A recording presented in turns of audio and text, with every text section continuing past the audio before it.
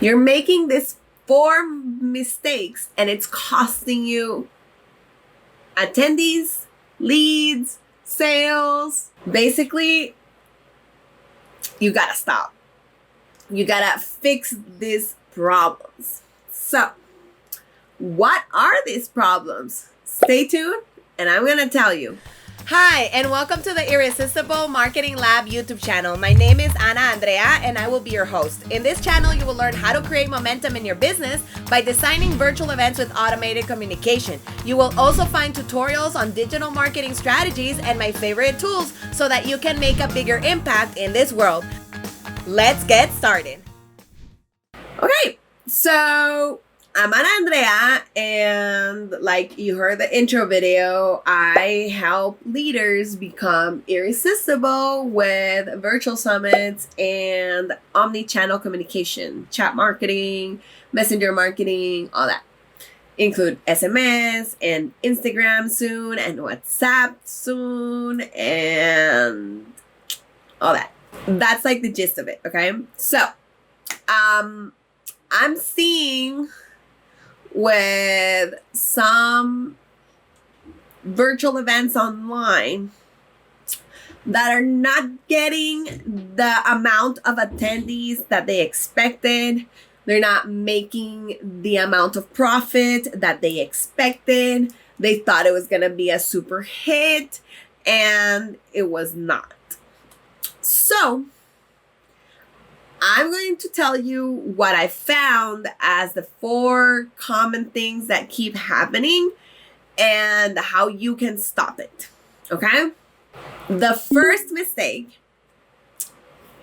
is that your topic is not clear in the name of the event. If the person that's looking at your ad, at the promotion, at the email that the speaker sent, at the social media post that the speaker made, and they don't understand what the event is about, then you lost them already. You gotta make sure that it's understandable and that it gives them the promise in the title. And you deliver that promise in the event. That's the second mistake. That you're calling the event something and you're giving out a promise and then you're not delivering on the content. The content goes to another direction, or the topic is not even brought up, or when it's brought up, it's like too late because you spend all this time doing, I don't know, nonsense. I don't want to say something harsher, but I'm sorry. Sometimes we create crappy content, and that's okay. At least you're creating content. I want to give you congratulations. Anyways, you're doing it. So let's just make it better. One of the things I use every day, so I survive this entrepreneurial world, because being an entrepreneur is not easy, okay? It isn't. And it takes a lot of courage and a lot of failure. A lot of failure. And some success as well. But what keeps me going when I make crappy content, when I make a post that totally got a lot of bad reviews or didn't get any engagement because nobody agreed or whatever, or Facebook just didn't want to show it, might feel like a failure. And you just got to know that you did it and that tomorrow you could try again and be better. Be better, not bitter. Be better, not bitter. So make sure that the name of the event, the topic, the promise is also delivered in the content on the day of the virtual event. If you're not delivering what the topic is about, you're going to lose people during the event, and they're going to give you bad reviews. Trust me on this one, because I've been an attending at events where I'm like, aren't we supposed to be learning about such and such topic? And we're learning about this instead. And I've asked my peers, and I was not crazy that was happening. And I'm like, oh, I hate events like that. Or events that from companies that you get affiliated to, and instead of helping you grow your business, what they do is an event of testimonials. What a royal F of time, right? It is. It's a waste of time. So make sure that you create virtual events that are content filled with value. Value. So important. And no bluff and fluff and puff and salt and pepper and exaggeration. I am a Latina, and I could be the queen of exaggeration. Trust me, I could be the queen of drama. Yeah, I know. So I'm telling you, with your content, don't be like that. With your content, be straight to the point. Make sure that people get actionable steps. Make sure that they learn something that they can apply the next day. And that's mistake number 2. That's how you fix it. Now, what is mistake number 3? Trying to do all at the same time and all by yourself. That's mistake number 3. Trying to be the everything person. Now, I'm telling you this based on my burnout and based on because I want to do everything myself. But when I have a team and I work with a team that we can communicate without having to do so much back and forth, we can trust each other with what they do. It's so refreshing. And it's so much better. And when you have a plan, when you know what you have to do every day of the week until the date of the virtual event promotion starts, what do you do during promotion? What do you do before promotion? What do you do during the event? What do you do after the event? You always have to always think about what's going to happen after the event. If you don't think what's going to happen after the event cannot be successful for the long run. Because when you just get them a high of being in the event and then they don't go and apply whatever they learned in the event, then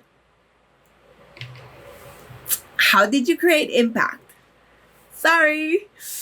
With me, it's always the harsh truth with Andrea. So, we're here to create impact, to change lives, and because events do that, and we can do it virtually, so we can reach way more people around the globe. People that can learn from you, people that can get the tools and the solutions that you have to change their own lives. That's powerful. I think that's powerful. Start thinking global. Start thinking virtual, because that's what we're doing, right? We're in a pandemic, and don't get me started on that topic. We're mostly doing virtual learning, and you got to get better at virtual teaching and at virtual events and at virtual summits, and how to communicate with your leads because they're on the phone and on the computer all day long, right? So you also got to grab their attention, and that's when omni-channel communication comes in. And you let the tools do the heavy lifting. You're not responding to messages one-on-one. You're letting the chatbot respond messages. You have an automated email response. So when people email, they get a message that you already got their email, and then you get back to them. You can hire a virtual assistant to do that.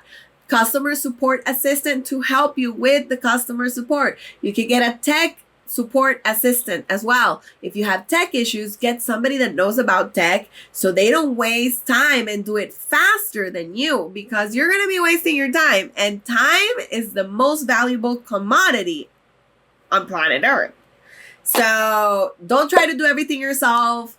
Don't try to do everything at the same time. Have a plan, have a to-do list, and don't overwhelm yourself. If you're getting overwhelmed, it's time to outsource. That's what time it is, to outsource.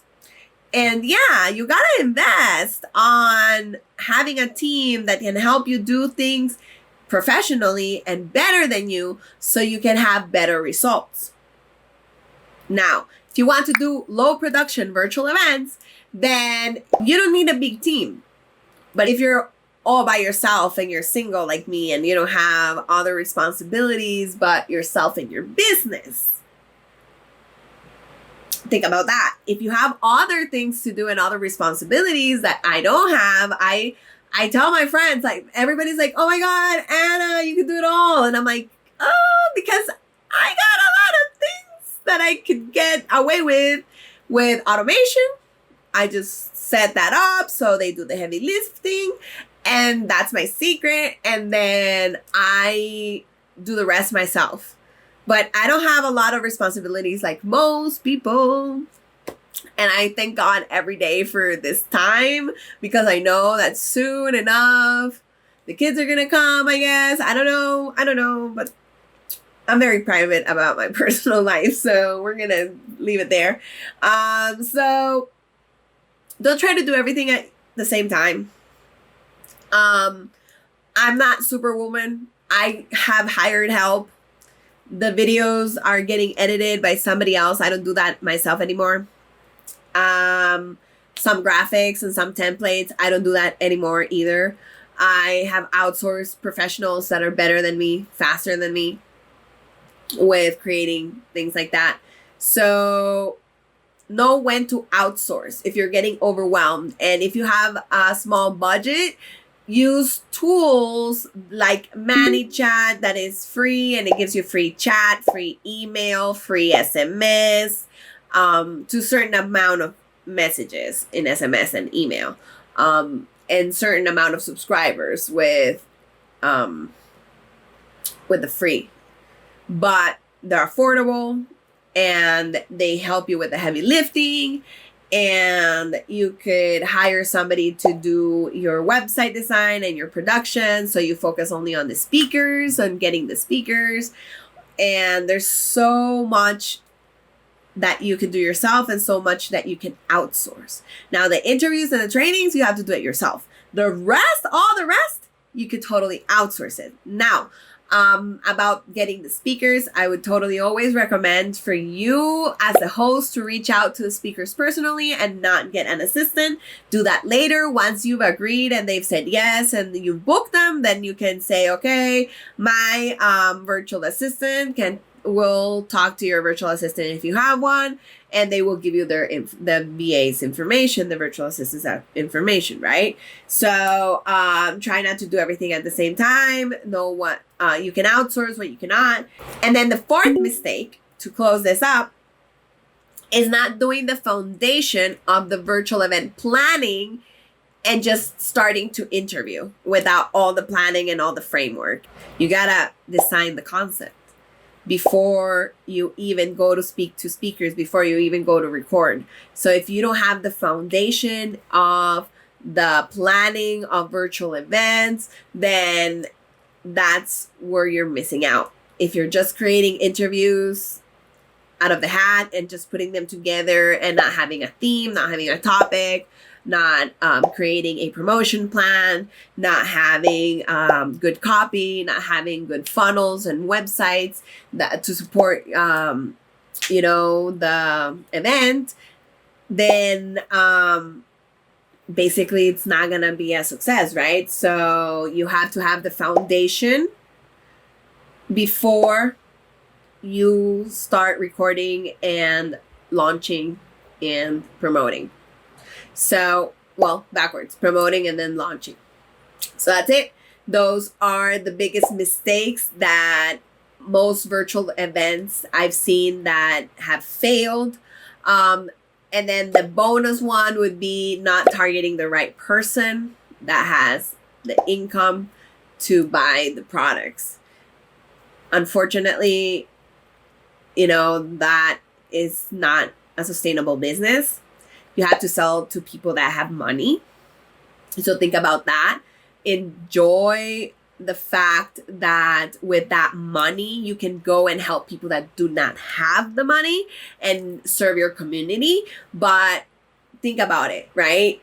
If you have a business and you're selling something, you have to go to people that have the money to buy it. And then with that money and those profits, you could go help people that don't have it.